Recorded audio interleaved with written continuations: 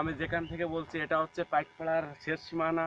এই জায়গায় যে পাটটা দেখতে পাচ্ছেন আপনারা, এই পাটে অনেক সারের অভাব। এই পাট আরও ফলন ভালো হওয়ার দরকার, না হলে বাংলাদেশ পাট শিল্প অনেকটা পিছিয়ে পড়বে। আমি যশোর থেকে বলছি। এই কৃষি এত কষ্ট করে চাষ করে যদি কৃষক ভালো ফলন না পায়, তা কৃষকের মাথা হাত।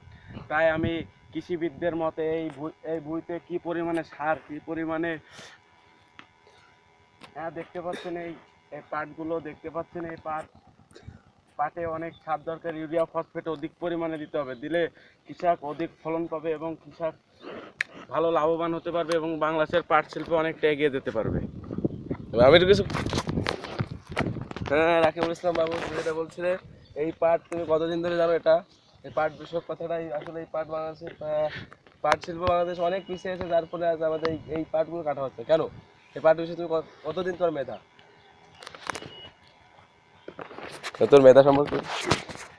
পাট আমাদের বাংলাদেশের ঋষির মতে পাটটা 3 মাস পরে কাটা নিয়ম, কিন্তু এই কৃষক এই অধিক পরিমাণে বৃষ্টি হওয়ার কারণে কৃষক ভালোভাবে পাট কাটতে পারছে না, কারণ নিচে অনেক পানি জমে গেছে। পাট কাটতে গেলে কৃষকের অনেক সমস্যা হচ্ছে, এ কারণে মাঠে জাগ দিতে পারছে না।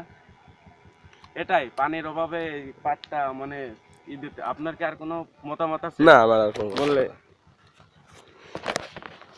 আমার কোনো মতামত রাকিবুল ইসলাম বাবু, তোমাকে ধন্যবাদ। আসলে এই পাট আমাদের বাংলাদেশের অর্থনীতির ক্ষেত্রে অনেক গুরুত্বপূর্ণ ভূমিকা পালন করবে, যার ফলে তোমাকে এই বিষয়ে আমি কিছু প্রশ্ন করলাম, যা এই জন্য তোমাকে ধন্যবাদ। এটা আমি রাজীব, আপনাকে ধন্যবাদ এই গুরুত্বপূর্ণ পাঠ বিষয়ে আমার কাছে মতামত জানার জন্য।